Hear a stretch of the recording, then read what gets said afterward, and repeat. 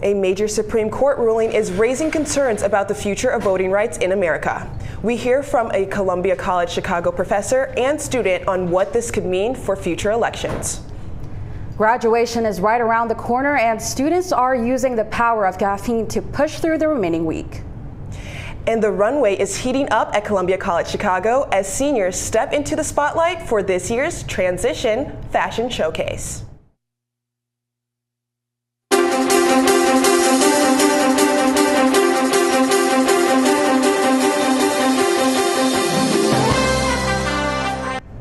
Good morning and welcome back to South Loop TV. I'm Kate Julian Ladade. And I'm Janaea Banks. From student creativity taking over the runway to major conversations impacting communities across the country, we've got a packed show this morning. Let's dive in.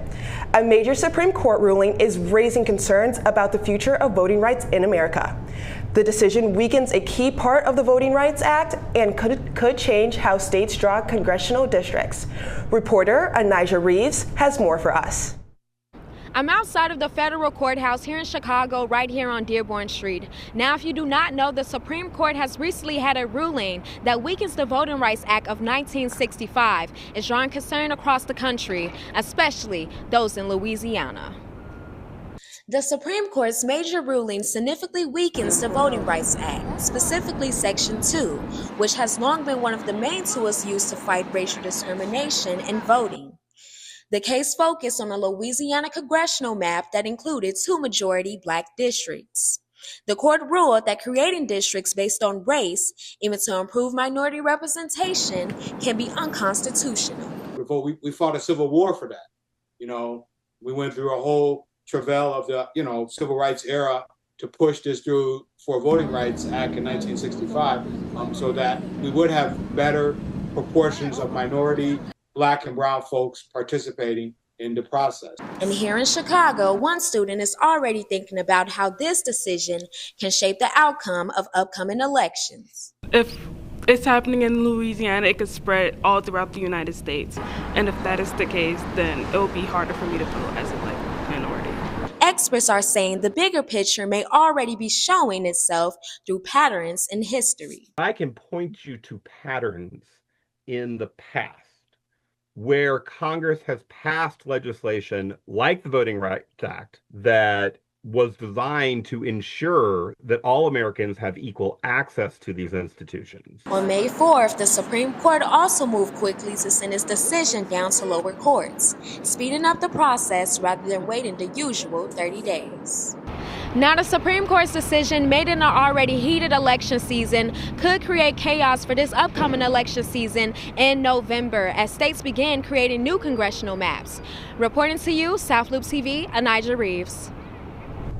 Janaea, I think this is such an important conversation to have at this time. I agree, Kate, especially with students, with the turnout being increasing over the past years. And hearing perspectives from both educators and students really put things into perspective. The budget-friendly Spirit Airlines has officially ceased operations after failure to secure a $500 million federal government bailout. With the company citing financial struggles, the closure follows a failed buyout by airline JetBlue. With the judge striking down the buyout, Spirit employed approximately 17,000 employees and did not give them any warnings about the closure. All Spirit Airlines have been halted and the talks of the buyout has begun. Summer is right around the corner, but spring is definitely still here. Jalen, can you tell us more? Thank you guys in the studio. As you guys know, it's been rainy, chilly, and cold here in the city of Chicago. And I'm sorry to report to you guys, it doesn't look like it's slowing down anytime soon because as of today, May 8th, it is 61 degrees. But guys, there is a chance of rain, which is going to bring a cold effect over the city of Chicago. Now on Saturday, it's going to be a high of 73 degrees, which is so great if you're having a graduation party or you're looking to do something across the city. Now on Sunday, it's going to go downhill to 57 degrees, guys, but it is going to be a bit sunny out, so you might be able to squeeze in an extra activity across the city. Right back to you guys in the studio. Thank you, Jalen. Yeah, Chicago weather, it always wants to give you that hint of summer, but not all the way there. I'm so excited for it to be warm. Yes. And for students living on campus, we have an update for you. Has finalized one-year agreement with the Dwight Lofts for an additional 6 floors of student housing for the fall 2026 semester. This comes after the college had cut 2 housing buildings this year. With the Dwight being one of them, this deal will ensure that there is enough student housing for all students that have signed a housing agreement, as well as incoming students. Graduation is right around the corner, and students are using the power of caffeine to push through the remaining week. We've officially made it to final season here at Columbia College Chicago, which means that it's final season and project season for all different kinds of majors and students here at the college. But with that comes an increased use of these guys here on campus. Roll in the fruity energy drinks. You can find these colorful, heart-pumping cans in nearly every single vending machine, especially on a college campus. And they're not exactly cheap either, with many popular brands being above $3, and Red Bull in particular selling their smallest can for $3.50, and their biggest for $5. Despite that though, for some students, every sip is still worth it. I mean, I am an avid coffee drinker, and I drink some energy drinks here and there. But yeah, definitely I feel like I have to have at least more than one caffeinated drink to get me through the day. I wish it gave me more energy, really. Absolutely. I used to drink like one every other day, usually at the start or during breaks or whatever. And it's kind of gotten to the point where if I'm home all day, I can drink like 3.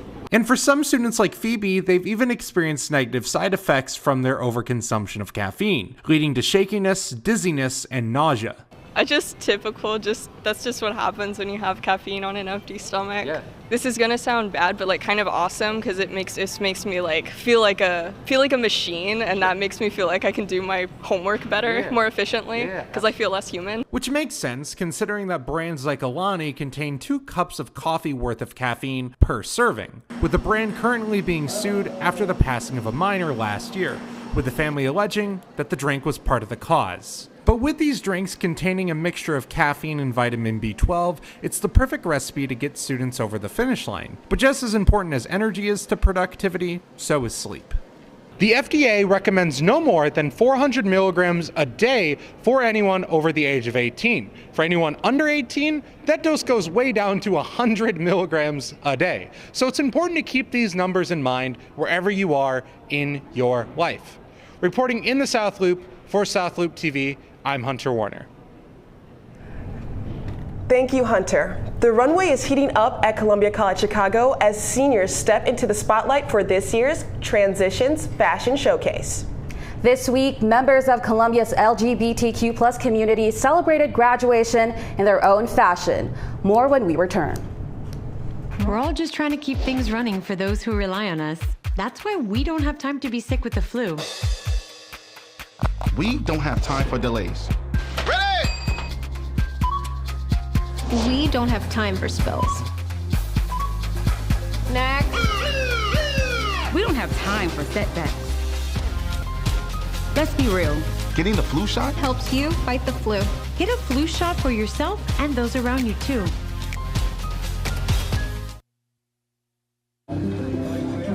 The freedom to live in safety. That's an American dream.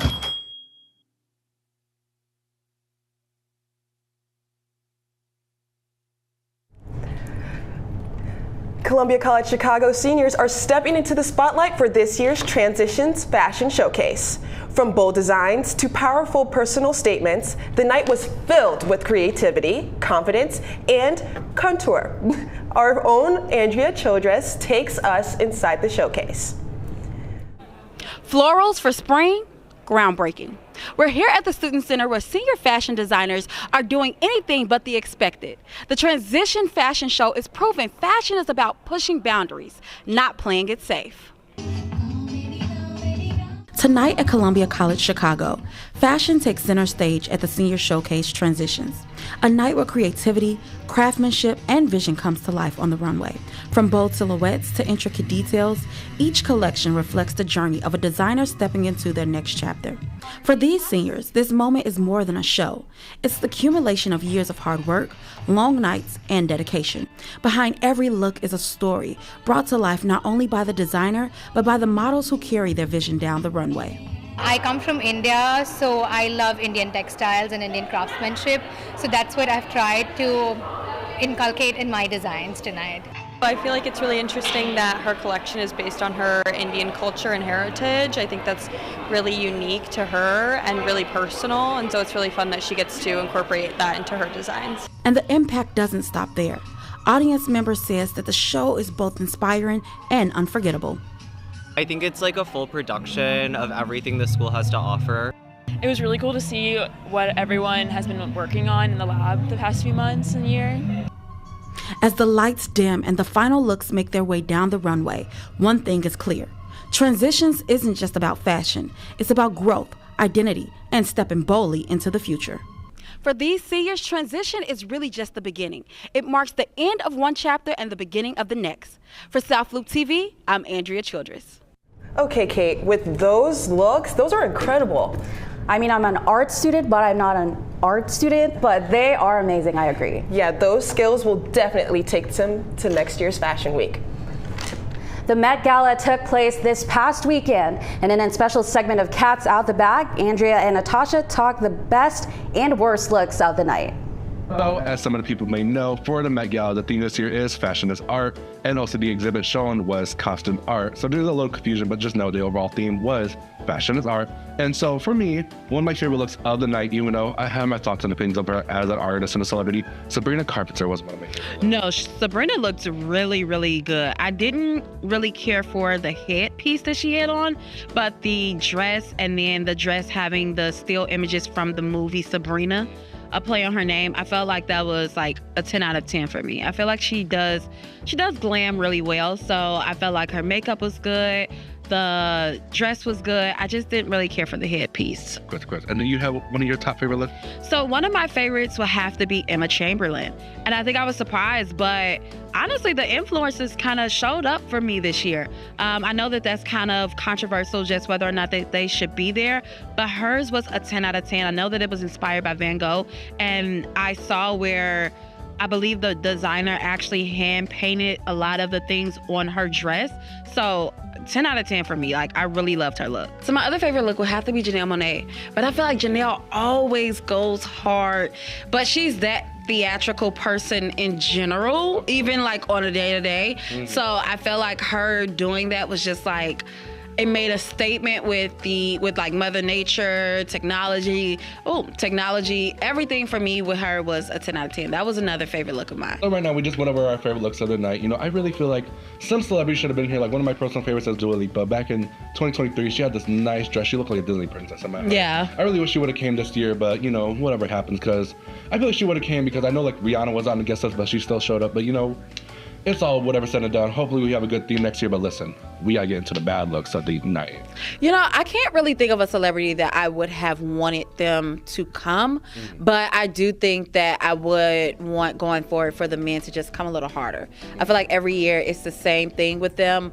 Black suits, some might do a little razzle dazzle here, but the men are always just blah for me. So I think that's what, like, going forward, I would love to see the men go all out the same way that the women do. Fashion is one of my favorite topics, and the Met Gala is always a great space to explore the highest fashion. I have my personal bets, but check out Cats Out the Bag on YouTube. This week, Columbia students celebrated graduation with a lavender ceremony. As graduation day draws closer for Columbia seniors, the Student Diversity and Inclusion Office hosted their annual lavender ceremony for graduating students who identify as LGBTQ+. About 25 students gathered in the Hive at 618 South Michigan Avenue. Their names were called to step up on the stage and receive a lavender-colored graduation cord. Lavender ceremonies originated in 1995 at the University of Michigan to represent those who were excluded from traditional honors and ceremonies. Since then, lavender graduations have flourished across the U.S. The much-awaited year-end celebration Manifest is in the works. Reporter Takeven takes us behind the scenes of the preparation for this year's festival. You're live. Hello, I'm Caffeine Russell with South Loop TV. Right now, I'm standing outside the Student Center of Columbia College, where Manifest will be held Saturday, May 16th, next week. You don't want to miss this. Manifest is the school's art festival that happens every year. We'll be showcasing work from graduating seniors from all different majors and departments, from films to acting to fashion to dance and so much more. Guys, make sure to register on Engage because you can't just get in with your student ID. You have to register on Engage, bring out your family and friends, tell a friend to tell a friend. It's going to be such an amazing time. I'm Caffeine Russell with South Loop TV, and I'll see you next week. As students put the finishing touches on their final projects, others embark on a new journey starting right here at the Welcome Center for an on-campus tour. Coming up, reporters, students across campus are finding ways to celebrate the moms and the mother figures in their lives.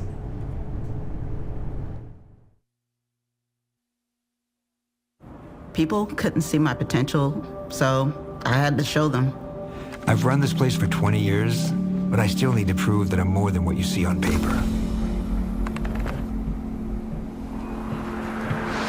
Today, I'm the CEO of my own company. That's the way my mind works. I have a very mechanical brain. Why are we not rethinking this? I am more. I'm more than who I am on paper.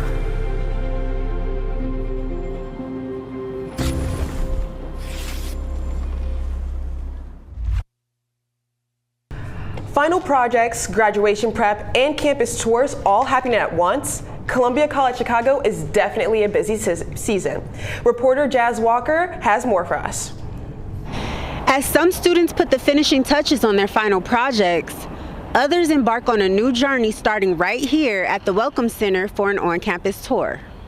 The students you see sitting adjacent to campus security in 618 South Michigan are student ambassadors who plan, prep, and lead these tours, ensuring that potential students get the best on-campus experience as possible. Welcome to Columbia. Then they'll open this and they'll find inside basically kind of this pizza cutter kind of thing, you know, good for pizza because, you know, Chicago, we're known for our pizza. We spoke with senior student ambassador May Mendoza and actually got a special tour of our own. We would focus mainly on what they're interested in. So we would show them more so like the communications floors. We'd show them all the different class spaces, talk and make it more specialized towards them. Each tour is separated by department of choice, and participants get to explore in depth what those majors consist of, and furthermore, what the courses may look like. For when the students and guests check in, they'll come on in here for an intro presentation, giving a broad overview of what Columbia has to offer, a little bit of financial stuff, a little bit of like statistical stuff. From family groups, high school groups, individual tours, and potential school partners, everyone is touring Columbia's historical campus, vibrant community, right in the heart of Chicago's South Loop. While some students will be walking down memory lane, others will just be getting started. The time to create is now. I'm Jasmine Walker with South Loop TV. Janaea, do you remember when you did your campus tour? Yes, I cannot believe that was 4 years ago. Time has flown. And we're graduating soon. Very. Let's check back in with Jalen Barlow to see what we can expect the weather to do next week.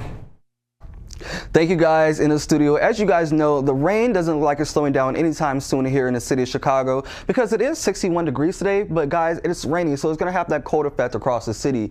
And then on Saturday, we do have a nice sunny day, so if you have any graduation parties or anything planned across the city, Saturday is the most perfect day with the 73 degrees and the sunshine. But guys, it goes downhill on Sunday because it's going to be 57 degrees, so you might be able to squeeze in an extra activity across the city.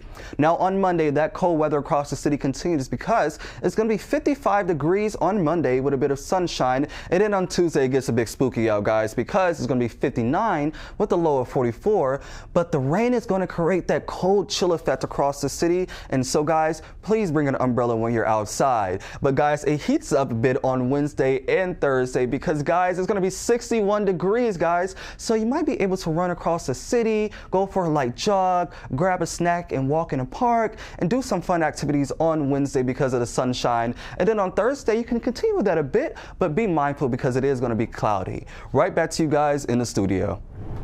Thanks, Jalen. Mother's Day is Sunday, May 11, and students are reflecting on their relationships with the parental figures in their lives. Sydney Richardson has more for us. It's almost Mother's Day, and here at Columbia, while some people are celebrating their traditional relationships with their mothers, others are thinking about the figures that have stepped up in their place. Many college students go to school far away from where their family lives, and some have to find ways to maintain a relationship with their moms in spite of the distance. So I'm originally not from Chicago, so my mom's 5 hours away from me, and I haven't seen her in like 15 weeks now, but I think calling every day and texting up on each other and just doing like daily check-ins to make sure like we're on the right page. I think the best thing she did for me was show me how important being a mom is, but also being a woman, especially in today's society, and how you don't have to put up with everybody's mess and crap, especially men's, and you can be your own person regardless of men.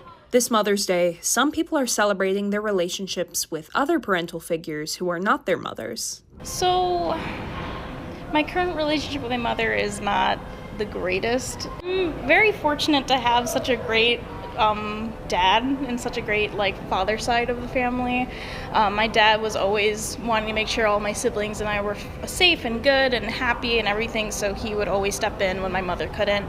And my grandmother took a big role in that too. I think if my mom and dad were very similar, I would probably resent today, like a Mother's Day, as a day I don't want to celebrate. But whether you're celebrating with your own mother or with a different sort of parental or guiding figure, have a happy Mother's Day. Reporting from the Student Center for South Loop TV, I'm Sydney Richardson. Janae, I'm so excited for my mom to attend graduation next week. Yes, that's so exciting. And shout out to all the moms in the South Loop holding things down every single day. That's all until our final show of the semester next week. Thanks so much for spending your morning with us. Have a great day, South Loop Chicago.